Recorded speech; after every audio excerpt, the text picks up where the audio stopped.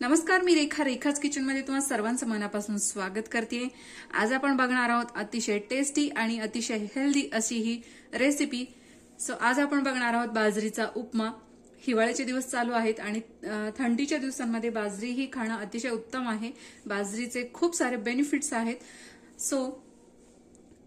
असा हा बाजरीचा टेस्टी आणि हेल्दी उपमा कसा बनवायचा आहे यासाठी आपल्याला साहित्य काय लागणार आहे, चला तर मग बघून घेऊया। यासाठी आपल्याला लागणार आहे 1 वाटी बाजरीचं पीठ। नॉर्मल आपण भाकरीसाठी जे पीठ वापरतो तेच पीठ मी इथे घेतलेलं आहे। बारीक कट केलेला कांदा, कोथिंबीर, टोमॅटो, हिरवी मिरची, त्याचप्रमाणे मटार, गाजर, सीझनेबल ज्या भाज्या असतात त्या भाज्या देखील तुम्ही इथे ऍड करू शकता, जसं की पत्ताकोबी असते किंवा फ्लॉवर आहे, शिमला मिरची आहे। अशा वेगवेगळ्या भाज्या ज्या मुलं खात नाहीत आणि ज्या सीझनेबल असतात त्याही तुम्ही इथे ऍड करू शकता। त्याचप्रमाणे भाजके डाळे, शेंगदाणे, कढीपत्ता, जिरे, मोहरी, हळद, अगदी चिमूटभर हिंग आणि चवीनुसार मीठ।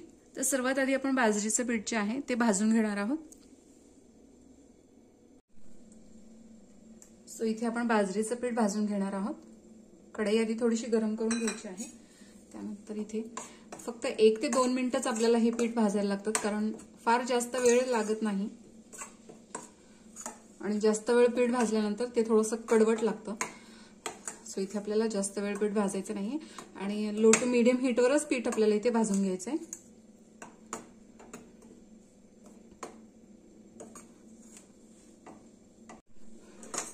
साधारण 1 ते 2 मिनिटं झालेली आहेत। तुम्ही बघू शकता पिठाचा रंग हलकासा चेंज झालेला आहे।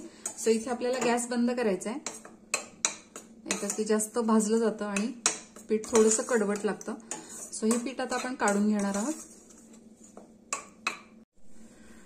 पीठ आपण काढून घेतलेलं आहे। त्याच कढईमध्ये मी तेल इथे गरम करून घेतलेलं आहे। साधारण 1 ते 2 चमचे तेलाचं प्रमाण तुमच्या आवडीनुसार कमी अधिक इथे करू शकता। सर्वात आधी आपण यामध्ये घालणार आहोत मोहरी, नंतर जिरे, शेंगदाणे आणि डाळ देखील घालणार आहोत। अगदी चिमूटभर हिंग,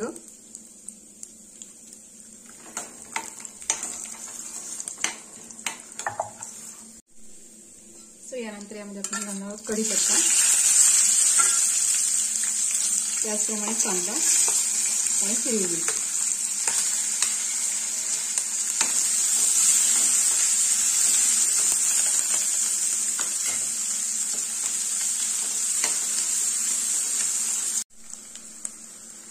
कांदा इथे हलकासा परतून झालेला आहे, तुम्ही बघू शकता। इथे यामध्ये आपण घालणार आहोत गाजर आणि मटार। तुमच्याकडे दुसऱ्या कुठल्या भाज्या अवेलेबल असतील तर त्या देखील इथे घालू शकता। पत्ताकोबी, फ्लॉवर किंवा शिमला मिरची वगैरे असेल तर ती देखील इथे ऍड करू शकता। हे छान असं परतून घ्यायचं।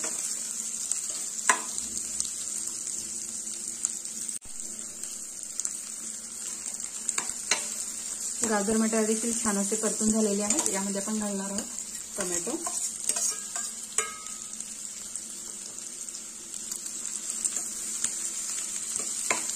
हे देखील आपल्याला परतून घ्यायचे।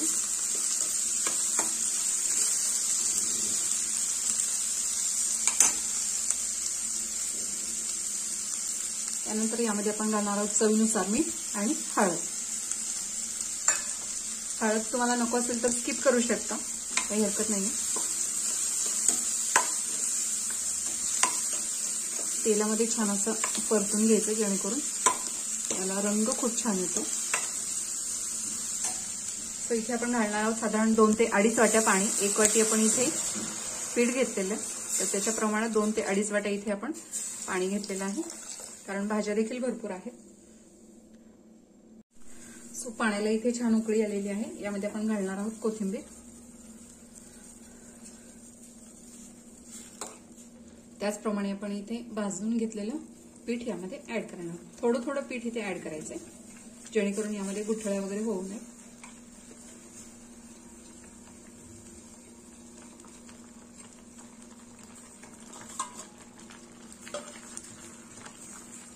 अशा पद्धतीने व्यवस्थित असं मिक्स करून घ्यायचंय।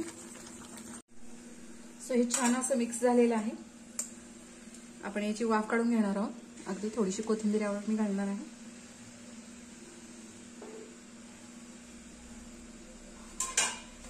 याची आपल्याला वाफ काढून घ्यायची आहे.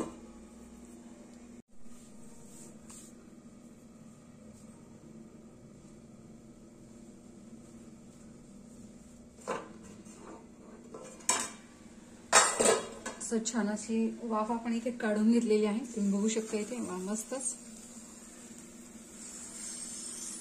खूप टेस्टी आणि हेल्दी असा उपमा इथे तयार झालेला आहे. सो अशा पद्धतीने अगदी झटपट असा हा आपला बाजरीचा उपमा इथे तयार झालेला आहे. खूप टेस्टी आणि हेल्दी असा हा उपमा तुम्ही नक्की ट्राय करा. रेसिपी जर आवडली असेल तर नक्की ट्राय करून बघा. व्हिडिओ जर आवडला असेल तर लाईक करा, शेअर करा, सबस्क्राईब करायला विसरू नका. बेल आयकॉनला क्लिक करा जेणेकरून तुम्हाला माझ्या व्हिडिओची नोटिफिकेशन येत राहील आणि अशाच प्रकारच्या छान छान रेसिपीज तुम्हाला बघता येतील. प्रेमाने बनवा, प्रेमाने खाऊ घाला. धन्यवाद.